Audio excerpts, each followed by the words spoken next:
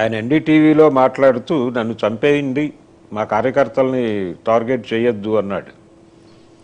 ఈ చంపేయమనటం అనేది ఈ రోజున రాజశేఖర రెడ్డి గారు అంటే జగన్మోహన్ రెడ్డి గారు కొత్తగా అనటం కాదు.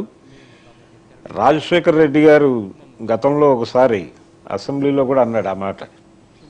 నా కుమారుడు తప్పు చేశాడని తేలితే సిబిఐతో ఎంక్వైరీ చేయించండి, అప్పుడు కూడా తప్పు చేశాడని తేలితే మద్దెల చెరువు సూరికి ఇంటర్వ్యూ పెట్టాడు ఈయన అని ఒక తెలుగుదేశం నుంచి ఒక ఆరోపణ వచ్చిన సందర్భంగా అసెంబ్లీలో ఆయన చేసినటువంటి ప్రకటన. నా కొడుకుని ఉరి తీయండి, నాకు అభ్యంతరం లేదు, నేరస్తుడని నిరూపితమైతే అన్న పద్ధతిలో ఆయన ఒక స్టేట్మెంట్ ఇచ్చాడు. దాదాపు అలాంటి స్టేట్మెంటే ఈయన ఇచ్చాడు, నన్ను చంపేయండి కానీ మా కార్యకర్తలను ఏం చేయకండి అని. ఇది కార్యకర్తల్లో ఒక నిబ్బరం, మానసిక